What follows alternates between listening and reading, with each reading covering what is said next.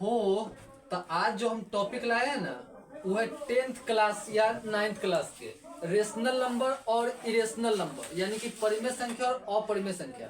आप 9th के exam में बैठिए, 10th के एग्जाम में बैठिए, आपको 2 से 3 नंबर के ऑब्जेक्टिव पूछता ही है, परिमेय संख्या और अपरिमेय संख्या। तो आज हम पहचानेंगे कि परिमेय संख्या और अपरिमेय संख्या कैसे पहचानेंगे। तो परिमेय संख्या और अपरिमेय संख्या पहचानने से पहले आप परिमेय संख्या और अपरिमेय संख्या की परिभाषा जान लीजिए। तो परिमेय संख्या हम उस संख्या को बोलते हैं जिसको हम बट्टा में लिख सकते हैं, यानी कि p बटा q के रूप में लिख सकते हैं, जहां p और q कोई पूर्णांक हो और q equal to not zero हो, यानी q जीरो के बराबर नहीं हो, उसको हम परिमेय संख्या बोलते हैं। और अपरिमेय संख्या हम बोलते हैं जिसको हम बट्टा में नहीं लिख सकते, यानी कि p बटा q के रूप में नहीं लिख सकते। अब हम पहचानेंगे कैसे, तो चुटकी में पहचानेंगे परिमेय और अपरिमेय संख्या। तो सबसे पहले हम लेंगे कि ई पाई, ये पाई है ना, तो पाई क्या है, तो पाई अपरिमेय संख्या है। अब आप सोचेगा कि अपरिमेय संख्या क्या है, तो इसका कारण ये है कि पाई का निकटतम मान है, पाई का एक्यूरेट मान नहीं है, पाई का एक्यूरेट मान नहीं है। जैसे पाई का मान आप देखिएगा मेंसुरेशन के बुक में आपको दिया होगा 22/7, या पाई का मान रहता है 3.14। अच्छे से देखिए, 2-3 नंबर ऑब्जेक्टिव गारंटी रहबे करता है।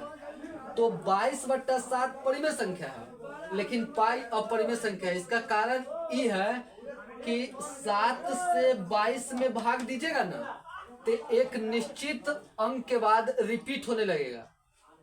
आप मोबाइल उठा करके 7 से 22 में भाग कीजिएगा ना, तो एक निश्चित संख्या के बाद रिपीट होने लगता है।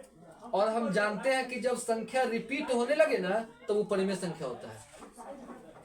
और 3.14 जो है ये पाई के निकटतम मान है, ये कभी नहीं कटेगा। आप 7 से 22 में दीजिए, खत्म नहीं होगा। सुपर कंप्यूटर ले आइए, कैलकुलेटर ले आइए, सब फेल हो जाएगा, लेकिन इसका वैल्यू का अंत नहीं होगा। आप किसी भी बुक में कहीं भी देखिए, इसमें अगर इससे डिवाइड करेंगे तो अंत नहीं होगा, यानी कि क्या बोलते हैं उसको, चलता रहेगा चलता रहेगा चलता रहेगा। इसीलिए पाई के मान आपको 22/7 और 3.14 रखा गया है। तो पाई अपरिमेय संख्या का है, अपरिमेय संख्या समझ गए। और 22/7 परिमेय संख्या का है कि 7 जब 22 में भाग करेंगे तो रिपीट होने लगता है। आप ऐसे समझिए कि जब रिपीट होने लगता है ना, तो परिमेय संख्या हो जाता है। और 3 यानी कि पाई का जो निकटतम मान होता है पाई के अलावे, वो परिमेय संख्या, और पाई अपरिमेय संख्या। अब अगर डिग्री में कोई पूछे कि पाई कितना डिग्री का होता है, पाई का मान कितना डिग्री, तो याद रखिए कि पाई का मान 180 डिग्री होता है। पाई का मान 180 डिग्री। अगर कहेगा 2 पाई के बराबर कितना डिग्री, तो हम लिख देंगे 2 गुने 180 डिग्री बराबर 360 डिग्री, यानी कि पाई का जो वैल्यू है, मान है, डिग्री में अगर पूछे तो 180 डिग्री। ठीक है।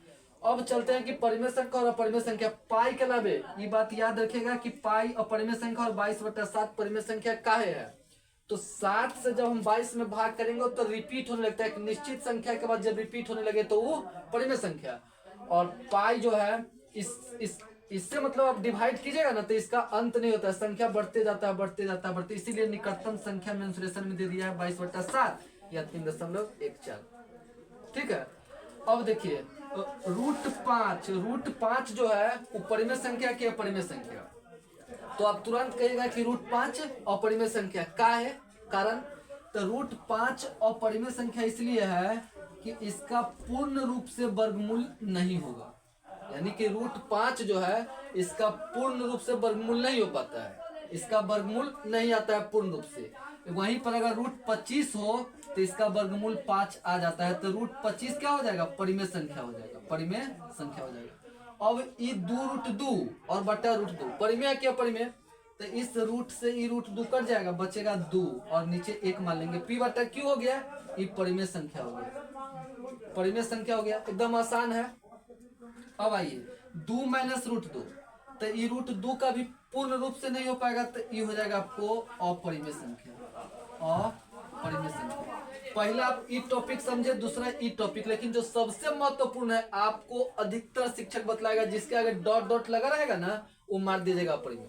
बच्चा समझ गया दूर इतना हल्का है, लेकिन ऐसा है नहीं, ऐसा नहीं है, ध्यान रखिए। आप याद रखिएगा, अभी हम बतलाए ऊपर जो रिपीट होने लगे वह होता है परिमेय संख्या।